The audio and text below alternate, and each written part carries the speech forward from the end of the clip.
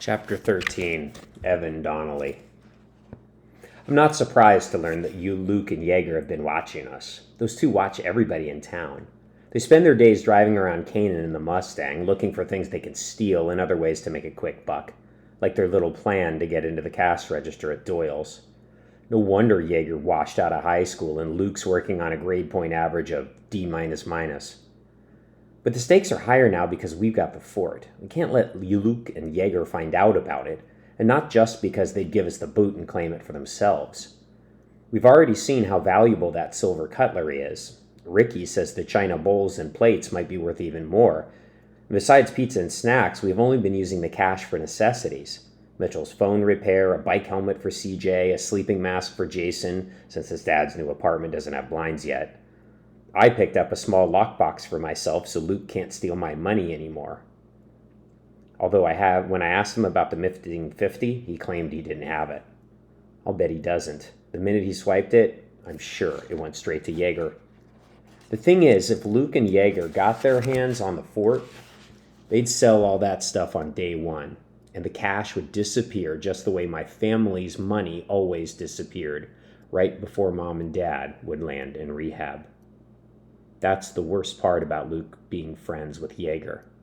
Not that the guy's a jerk, but that he seems to be dragging my brother down the same awful path as our parents. So what we need, Ricky decides at our meeting at the fort, is security. Security? Mitchell repeats. We're just kids. What kind of security can we have? Mitchell, I urge, hear the kid out. Ricky's never steered us wrong before. First, we march the perimeter of the small clearing around the entrance to the fort. Ricky selects a tree, not too tall, but with low, sturdy branches, almost like the rungs of a ladder. This is our lookout tree, he explains. Every time you enter the fort, you check here first. Climb up 10 or 12 feet. If anybody else is around, nature hikers, walkers on the trail, lie low until the coast is clear. Next, we go back to the fort and take turns closing the trapdoor over our heads while pulling our cover of branches on top of it. It's a lot harder than it looks. You have to hold the heavy iron hatch open a crack with your left hand while pulling the camouflage into place with your right. Mitchell slams the door on his arm a couple times, popping off with a string of curses he normally saves for the hated Dr. Breckenridge. Nobody noticed this place for 40 years, CJ points out. Why do we have to start being so paranoid now? I have the answer to that. Nobody noticed because the trapdoor was covered in dirt. Once the hurricane washed it clean, we found the fort the very next day. And if Luke and Jaeger start nosing around, they'll see it too. They've already figured out that we got something going on here in the woods. Speaking of Luke, Ricky comes up with an ingenious way for me to follow his movements. Since both our phones are on the same plan, he sets up the Find My app to track my brother's location. If Luke is close by, I'll be able to see it right on my screen. And wherever Luke is, Jaeger's usually not far away. It'll also come in handy when we go to the pawn shop, Ricky adds. If those guys catch us hawking cutlery, they'll want to know where it came from. Now we can make sure that Luke is nowhere near TK before we head over there. Communication is also part of the new security plan. Since Mitchell's phone is back up and running, we create a 5-way group chat about fort status. Who's there, who's on the way, and anything unusual that the others should know about. Only we can't call it a fort, Ricky tells us. Why not? I ask. Too risky. If Luke gets a look at your screen and sees us talking about a fort, he'll know we've got one, so we need a code name. What kind of code name? Jason asks. It doesn't matter, Ricky replies, just so long as it sounds nothing like any kind of fort. In fact, the perfect name would be the total opposite of a fort. Almost immediately, Mitchell says, Peru. I'm blown away. Why Peru? The fort is the greatest thing in the world, Mitchell reasons, so the opposite of that is the worst thing in the world, which is lima beans. And Lima is the capital of Peru. It's actually Lima. Only in Mitchell's mind can that make sense. It's the perfect code, because no one else in the world thinks like Mitchell. That's how the fort becomes Peru. Ricky has one more job for us. A decoy fort. Sooner or later, he explains, Luke and Jaeger are going to drag themselves out of the car and come looking for us in the woods. It'd be pretty hard for them to stumble on the real fort, but not impossible. So let's give them something a lot easier to find so they'll stop looking. If you're expecting me to dig another fort, you can forget it, CJ puts in. Ricky shakes his head. It doesn't have to be good. It just has to look like some lame clubhouse. They think we're up to something. Let's show them we're not. Well, how about the original fort? Jason suggests. The one that got wrecked by the hurricane. Ricky shakes his head. That's too close. We don't want anybody nosing around this part of the woods. And that becomes our field trip for the afternoon, searching out a good spot for our fake fort.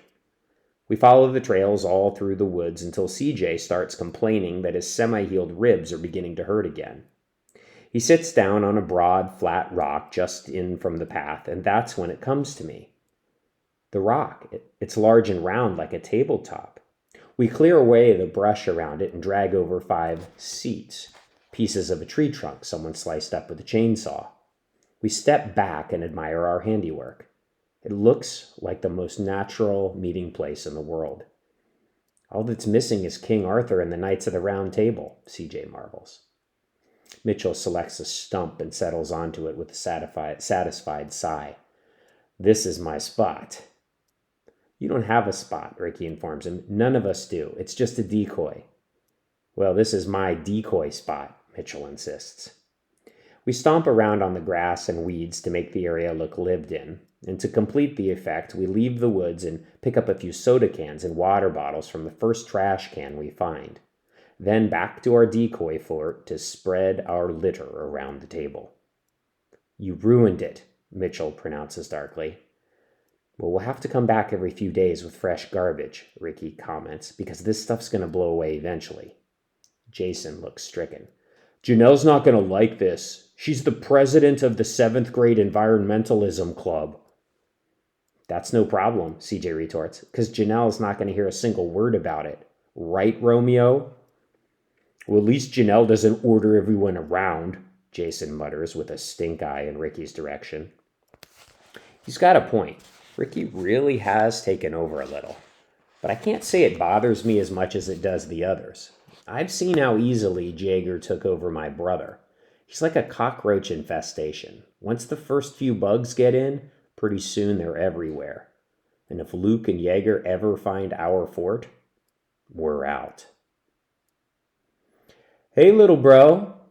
The silky voice that greets me when I get home that afternoon definitely doesn't belong to Luke. Long time no see.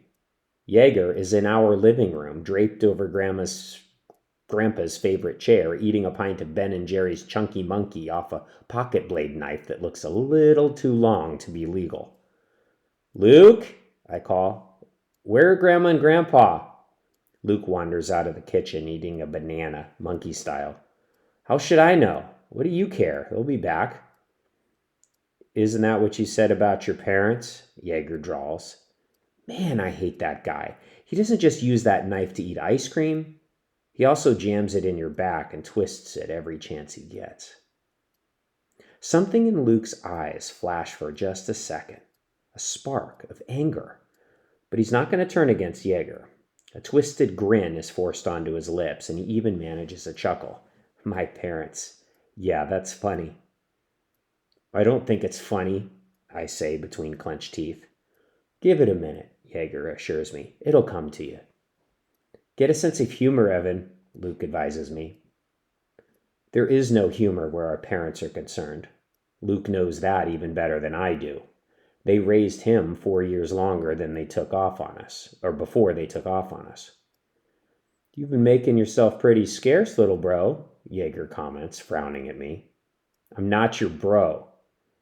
Ever since you bailed on us at Doyle's, Luke puts in. Yeah, well, you stole my $50, so we're even, I retort. A lot more than 50 in that cash register, Jaeger says. And I guess I look scared because he adds, oh, don't stress. You can owe me the difference. No biggie. I don't know you squat. In answer, Jaeger gets up and slouches over to the fireplace where Grandma keeps her prized collection of ceramic dolls. He raises the ice cream pint to his lips, slurps what's left, and drops the empty container upside down on the mantel, covering the figure of a ballet dancer. "Leave those alone!" I snap. It's the wrong thing to say to a guy like Jaeger. "You're the boss." He uses the pocket knife to sweep the upturned container off the mantel. The doll drops onto the stone hearth where it shatters into a million pieces. Even Luke is a little shocked by that. "Hey, my grandmother collects those things." "Chill." "Yeah, but..." Jaeger silences him by positioning the pocket knife blade behind the next doll on the shelf. The threat's clear. Every single piece in Grandma's collection can be lying in shards on the hearth, and there's nothing we can do to stop it. All the power is Jaeger's. "You better not," I warn. "Or what?" Jaeger seems genuinely intrigued. "I'm all ears." "Or I'll call the cops." "Go ahead," Jaeger challenges. "I can't wait to hear you explain why you and your loser friends are suddenly flush with cash." That shuts me up in a heartbeat. I want to protect Grandma's collection, but nothing is more important than keeping the secret of the fort. I made a promise to the guys. I even signed it, in a circle. The giant engine of Grandpa's ancient car never sounded so good to me. And a moment later, a key in the lock is even sweeter. The pocket knife is gone from Jaeger's hand. He steps away from the fireplace as my grandparents enter the house carrying grocery bags. Jaeger rushes forward and tries to relieve Grandma of the heavy parcels. "Let me help you with those, Mrs. Donnelly." My grandmother's face turns to stone. "I can manage." It's weird. Jaeger, who would flip off the president in front of the entire Secret Service and never give a hoot about it, really wants to win over Grandma. Maybe it's because she really, truly can't stand him. Excellent judge of character, my grandmother. She watched her son and daughter-in-law go bad, and she sees the same thing starting to happen to Luke. Which means Jaeger will have her approval when whales learn to tap dance. "Well, I'm out of here," Jaeger says cheerfully. "Wonderful to see you, Mr. and Mrs. Donnelly." If he's waiting for a "nice to see you too," he's going to wait a long time. Grandpa doesn't like him much either. Grandma sets her parcel down on the hall table and walks toward the fireplace. "What happened here?" She kneels down and sifts through the wreckage of the ceramic ballet dancer on the hearth. I'm ready to rat Jaeger out, but then I catch an imploring look from Luke. "Well, forget it, brother. I'm not going to lie to protect such a jerk." But then it comes to me. This isn't loyalty to Jaeger. It's fear. Grandma despises Jaeger enough to call the police over something like this, and Jaeger would never take that lying down. He'd go for revenge. On Luke. On me. On our house. Maybe even on Grandma. I step forward. "I did it. We were..." What's that word Grandma always uses? "Roughhousing." "It's my fault too," Luke puts in. "We'll save up and we'll buy you a new one." Grandma regards us intently. "Thank you, and be more careful next time." "We will," I promise. And just like that, the crisis is over. It probably wasn't much of a crisis to begin with. For one of Grandma's precious ceramic dolls, we got off pretty easy. Or maybe Grandma isn't so clueless after all. It hits me. This is the first time since I don't know when that Luke and I have acted like real brothers. Come to think of it, I know exactly when, since he started hanging out with Jaeger.